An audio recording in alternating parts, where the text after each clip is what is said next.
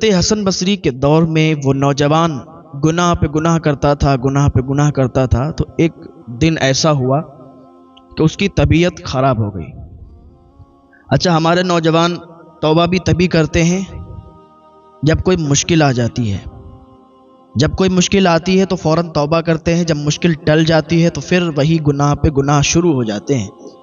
دارو شراب پینے والے دارو شراب پینے لگتے ہیں، جوا کھیلنے والے جوا کھیلنے لگتے ہیں، اور بھی گناہ کرنے والے گناہوں پر آمادہ ہو جاتے ہیں۔ بغداد شریف میں جب وہاں کے لوگوں پر مصیبت آئی تو حضرت جام رحمۃ اللہ علیہ کے پاس آئے اور کہنے لگے ہلاکو بادشاہ کا لشکر آ رہا ہے، اس کا قافلہ آ رہا ہے، اور ایسا لگتا ہے آج ہم سب برباد ہو جائیں گے، تباہ ہو جائیں گے، اور ہمارے قتل و غارت ہو جائیں گے، ہم لوگ مار دیے جائیں گے۔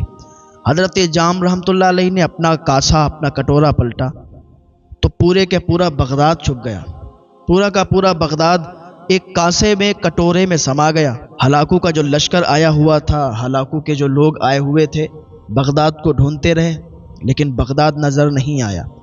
اللہ کے ولی کی طاقت یہ تھی کہ ایک کٹورے کے اندر پورا بغداد سما گیا، پورا بغداد انہوں نے کٹورے کے اندر لا دیا۔ وہ لوگ تلاش کرتے رہے لیکن انہیں نظر نہیں آیا۔ جب مصیبت آئی تھی تو جام رحمۃ اللہ علیہ کے پاس آئے تھے، جب مصیبت ٹل گئی تو پھر چلے گئے۔ جوا کھیلنے والا جوا کھیلنے لگا، شراب پینے والا شراب پینے لگا، زنا کرنے والا زنا کرنے لگا، چوری کرنے والا چوری کرنے لگا۔ سارے لوگ جو گناہ پر آمادہ تھے، جو گناہ کر رہے تھے، وہ گناہوں میں ملبس ہو گئے۔ ایک وقت پھر ایسا آیا کہ ہلاکو بادشاہ کے وہ کارندے، وہ اس کے سپاہی پھر آ گئے، اپنے ہاتھوں میں ننگی تلواریں لے کے بغداد کی طرف بڑھنے لگے۔ یہ لوگ پھر حضرت جام رحمۃ اللہ علیہ کے پاس آئے اور کہنے لگے کہ حضرت آج پھر وہ لوگ مارنے آ رہے ہیں، ہمیں بچا لیجئے۔ حضرت جام رحمۃ اللہ علیہ نے کٹورا پلٹا اور پھر بغداد کو کٹورے میں سما دیا۔ وہ لوگ ڈھونڈتے رہے اور ڈھونڈتے ڈھونڈتے ان کو جب نظر نہیں آیا تو ہلاکو بادشاہ کے پاس گئے، کہنے لگے کہ وہ بغداد ہی نظر نہیں آیا۔ ہلاکو بادشاہ کہنے لگا کہ ایسا کیسے ہو سکتا ہے کہ بغداد نظر نہیں آیا؟ تو ہلاکو بادشاہ نے 2 بار تو اپنی فوج کو بھیج دیا، دونوں بار فوج نے کیا کہا، ہمیں تو بغداد نظر نہیں آیا جو ہم ان لوگوں کو مارتے۔ تو اب اس بار ہلاکو نے کیا پلان بنایا کہ اس بار ہم جائیں گے۔ ابھی ادھر مصیبت آئی تھی تو جام رحمۃ اللہ علیہ کے پاس آئے تھے، جب مصیبت ٹل گئی تو پھر چلے گئے، پھر وہ گناہ پہ گناہ کرنے لگے۔ اب جب تیسری بار ہلاکو خود اپنی فوج کے ساتھ آ رہا تھا تو ان لوگوں کو پتا چلا کہ آج تو ہم لوگ مار دیے جائیں گے، قتل و غارت ہو جائے گا۔ پھر آ گئے کس کے پاس؟ حضرت جام رحمۃ اللہ علیہ کے پاس۔ آنے کے بعد حضرت جام کے پاس کہنے لگے حضور آج وہ لوگ پھر مارنے کے لیے آ رہے ہیں، آج ہمیں پھر بچا لیجئے۔ 2 بار تو آپ نے بچایا ہے، اس بار بھی بچا لیجئے، اگر آج نہیں بچے تو پھر وہ ہم لوگوں کو مار کے چلے جائیں گے اور ہماری گردنوں کو کاٹ دیں گے۔ حضرت جام رحمۃ اللہ علیہ نے اپنے کٹورے کو اٹھایا اور اپنے کٹورے کو پلٹنا چاہا۔ ابھی پلٹنا چاہ ہی رہے تھے کہ پلٹنے جا رہے تھے کہ آواز آئی، جام اب تم ایسا نہیں کرو گے، انہیں 2 بار بچایا ہے تم نے، 2 بار انہیں مہلت دی گئی ہے لیکن پھر بھی یہ باز نہیں آئے۔ پہلی بار تم نے بچایا، توبہ انہوں نے کی اور توبہ کر کے یہ سب نکل گئے، لیکن پھر کیا کیا، پھر یہ گناہ پر گناہ کرنے لگے، پھر گناہ میں آمادہ ہو گئے، گناہ میں ملبس ہو گئے۔ دوبارہ تم نے بچایا، پھر یہ گناہ کرنے لگے۔ جب تم بچا رہے تھے تب یہ توبہ کر کے تمہارے پاس آ جاتے، اور جب مصیبت ٹل جاتی تھی تو یہ چلے جاتے تھے، پھر گناہ کرتے تھے۔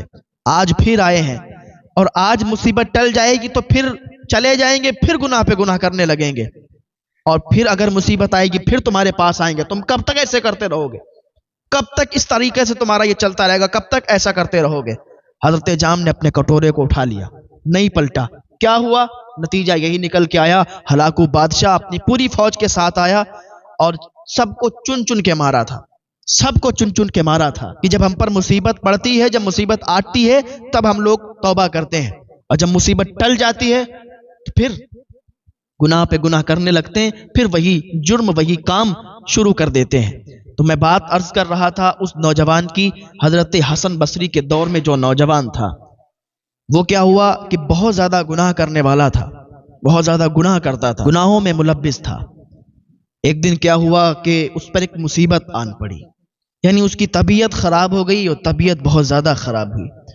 اس سے چلا نہیں جا رہا تھا تو اسے بالکل جب یہ کمزوری محسوس ہوئی اور ایسا لگتا ہے کہ میں بچوں گا نہیں، تو اسے اللہ یاد آیا. اللہ پاک کی بارگاہ میں رو رو کر گڑ گڑا کے وہ اللہ سے فریاد کرنے لگا، اے مالک، اے پاک پروردگار عالم، اے اللہ عز و جل، تو ہماری مدد فرما دے، ہمیں گناہوں سے معاف فرما دے، ہمارے جتنے بھی گناہ ہیں ہمیں معاف فرما دے. آج کے بعد کبھی کوئی گناہ نہیں کروں گا، آج کے بعد کبھی کوئی بھی گناہ کے کام کے قریب نہیں جاؤں گا، آج سے میں سچی توبہ کرتا ہوں. اللہ پاک نے اسے شفا عطا فرما دی، وہ ٹھیک ہو گیا.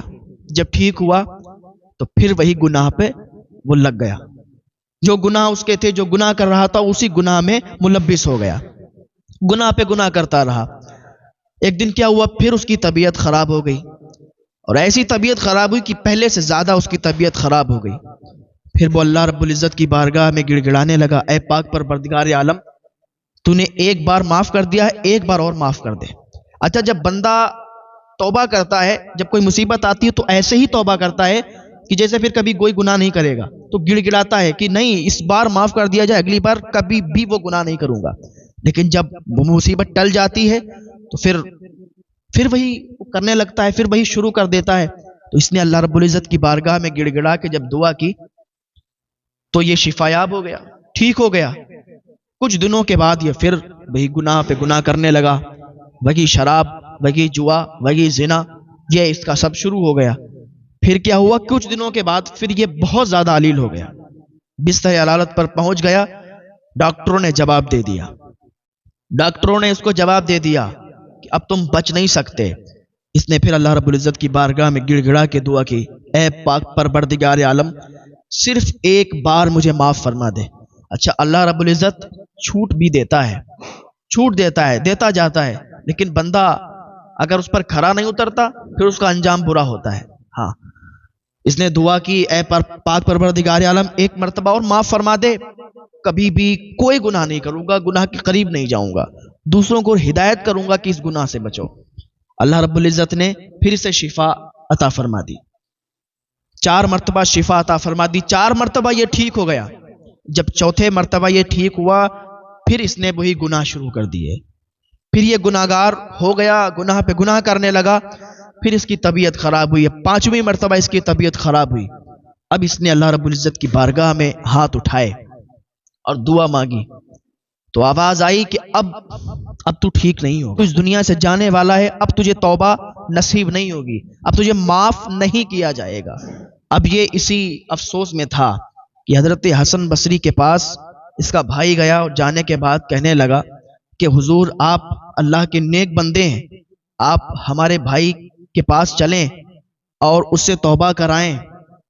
اس کی توبہ اب مقبول نہیں ہے، وہ توبہ کرتا تھا، گناہ کرتا تھا، پھر توبہ کرتا تھا، پھر گناہ کرتا تھا. اب ایسا ہوا ہے کہ اس بار 5ویں بار اس نے توبہ کی لیکن اس کی توبہ مقبول نہیں ہوئی، اسے معاف نہیں کیا گیا. اب اس کا ٹائم آخری ہے، جان نہیں نکل رہی ہے. آپ چل کے ایک مرتبہ دیکھ لیں، اللہ کی بارگاہ میں دعا کر دیں، آپ نیک لوگ ہیں، آپ کی دعائیں قبول ہوتی ہیں. آپ چلیں گے، دعا کریں گے، ہو سکتا ہے اللہ تعالیٰ دعا قبول فرما لے، اس کو معاف فرما دے.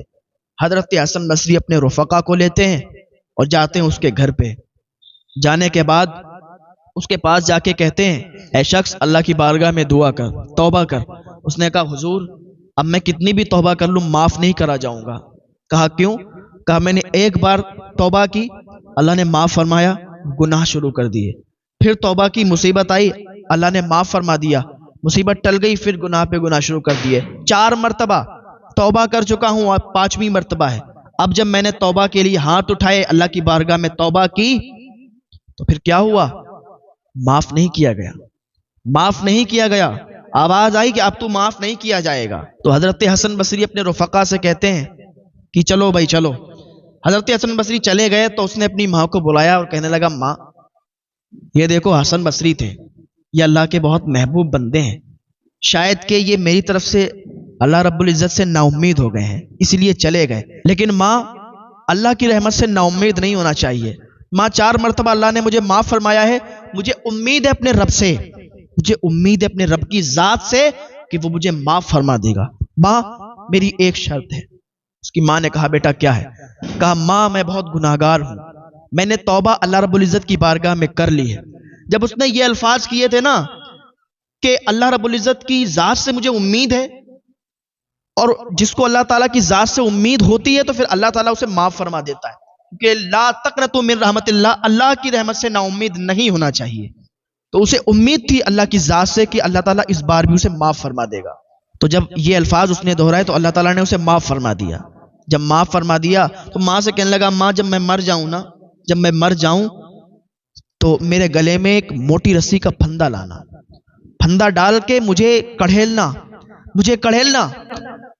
اور پھر اللہ کی بارگاہ میں دعا کر دینا، میرے لیے دعا کر دینا تاکہ میں بخش دیا جاؤں، تیری دعاؤں کے صدقے سے بخش دیا جاؤں۔ تو جب اس کا انتقال ہو گیا تو اس کی ماں موٹی رسی لائی، اور رسی لا کے اسے جب کڑھیلنا چاہا تو گھر کی چاروں طرف کی دیواریں آواز کرنے لگیں، اے خاتون تو اس کے گلے میں رسی نہ ڈال، اس کے گلے میں رسی نہ ڈال، بلکہ یہ اللہ کا محبوب بندہ ہے اور اللہ تعالیٰ نے اسے بخش دیا ہے، اللہ تعالیٰ نے اسے معاف فرما دیا ہے۔